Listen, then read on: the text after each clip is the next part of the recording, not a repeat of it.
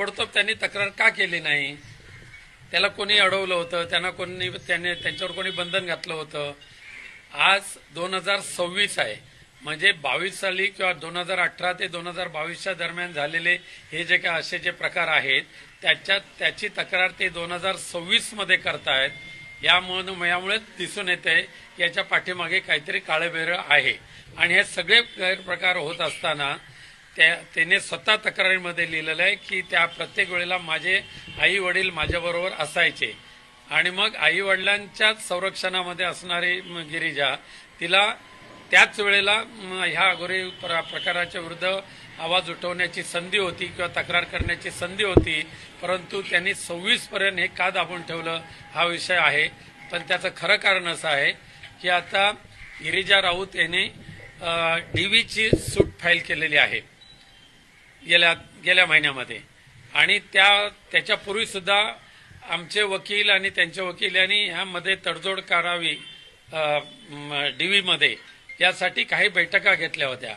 पहिल्या बैठकीमध्ये तिने 5 करोड रुपये मागितले आणि 3 रूमचा घर मागितलं, 3 रूम किचन फ्लॅट, त्याचबरोबर ऑटोमॅटिक गाडी मागितली आणि तो फ्लॅट सुद्धा विथ टेरेस फ्लॅट असायला पाहिजे अशा पद्धतीची मागणी केली.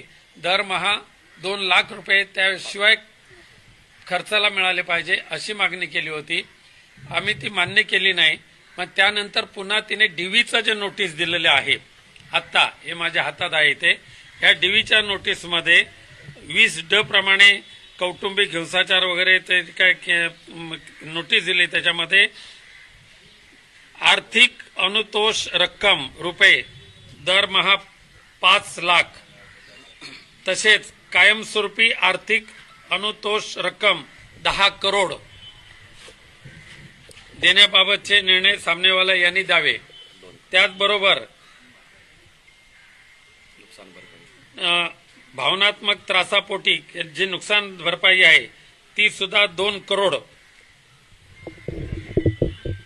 2च ना 2 म्हणजे 10 करोड अधिक 2 करोड 12 करोड आणि मागे एक आहे अजून एक 50 लाख कसलं तरी आहे.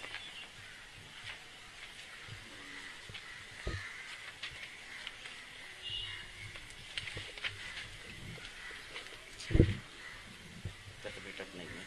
ठीक आहे. 50 लाख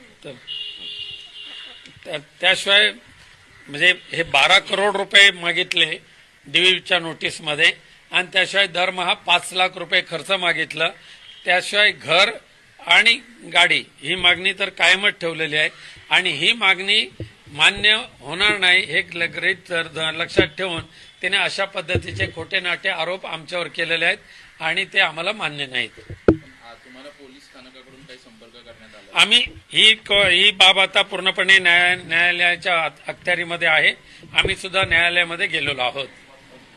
कापूरवाडी पोलीस स्थानकातल्या अधिकाऱ्यांशी बोलणं झालं, ते म्हणतात की राऊत कुटुंब आम्हाला संपर्क आम्ही करतोय परंतु आम्हाला प्रतिसाद देत नाही. आम्ही इथेच राहिला आहोत आणि ठाण्याच्या सेशन कोर्टामध्ये आमची त्याच्याविरुद्ध जी आम्ही केस दाखल केलेली आहे त्याची नोटीस आम्ही कापूरबावडी पोलीस स्टेशनला बजावलेली आहे. पण अघोरी प्रथा अंधश्रद्धा अशा प्रकारचे देखील आरोप आहेत. अघोरीच्या संदर्भातल्या उपचाराचं आम्ही पूर्णपणे खंडन करतो. आम्हाला ते मान्यच नाही, आम्ही त्या पंथातलेच नाही आहोत. पण तिने जे नोटीस दिलेले त्या नोटीसमध्येच हे लिहिलेलं आहे की हे प्रकार होत असताना माझ्याबरोबर माझे आई वडील असायचे. एवढं स्पष्ट तिने तिच्या नोटीस तक्रारीमध्ये लिहिलेलं आहे. मग आई वडील असताना तिने अघोरी प्रकार आई वडिलांनी कसे सहन केले हे सगळे प्रश्न आहेत. त्याचे उत्तर आम्ही न्यायालयामध्ये देऊच. न्यायालयामध्ये आता आमची 23 तारीख आहे. नक्कीच न्यायदेवता आम्हाला यावर न्याय देईल अशी मला खात्री आहे. धन्यवाद. सर एक हिंदी में फक्त ब्रीफ करा. सर जो केस आपके ऊपर दर्ज हुआ है उसके बारे में क्या कहेंगे? ये केस सरासर झूठा केस है, झूठा इल्जाम हमारे ऊपर लगा गया है. दुर्भाग्य से जिस तरीके से केस की है उस केस में उन्होंने लिखा है कि 2018 से 2022 तक हमारे ऊपर बाबागिरी का ऐसा प्रयोग किया जा रहा था और उस वक्त जब जब बाबा के पास जाते थे तब तक मेरी माँ और मेरे पिताजी मेरे साथ रहते थे. जब उनकी पिताजी और उनकी माँ उनके साथ रहते थे तो बाबागिरी के खिलाफ उन्होंने शिकायत क्यों नहीं की, ये मेरा पहला सवाल तो रहेगा. साथ साथ में 2022 के बाद आज 2026 है, ये 4 वर्ष तक इसके बारे में आपने शिकायत क्यों नहीं की? ये भी एक बहुत बड़ा प्रश्न हो सकता है। लेकिन इसका उत्तर एक है कि उन्होंने जो डीवी फाइल किया है, यानी उनके साथ जब डिस्कशन हमारे एडवोकेट का चालू था, तभी पहली बार उन्होंने एडवोकेट के पास 5 करोड़ रुपए की मांग की। 5 crore plus 2 lakh per month किया था। 3 बेडरूम किचन का एक फ्लैट मांगा था, गार्डन विद टेरेस गार्डन के साथ। फिर साथ साथ में ऑटोमेटिक कार की मांग की थी, वो हमने मंजूर नहीं की। तो उसके बाद अभी जो ये डीवी आया है, कुछ आहे ते दाखव। 34 पेज नंबर. अभी जो है डीवी है, फ्रेश डीवी, इस डीवी में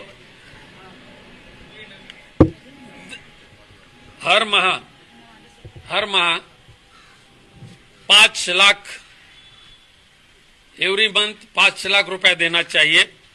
उसके बाद परमानेंटली 10 करोड़ की मांग उन्होंने की है। साथ साथ में और एक पॉइंट निकाल के उसने और 2 करोड़ की मांग की है, यानी 12 करोड़ उनको एक साथ मिलना चाहिए। साथ साथ में हर माह में 5 लाख रुपए की मांग की, और उसके बाद और भी घर और गाड़ी की डिमांड उनकी है। ये टीवी में अभी जो ये डिमांड किया है, उसके ऊपर प्रेशर रहना चाहिए और ये उनकी डिमांड मंजूर होनी चाहिए। इसके लिए ये शिकायत उन्होंने आज की, ऐसे मेरा कहना है। धन्यवाद।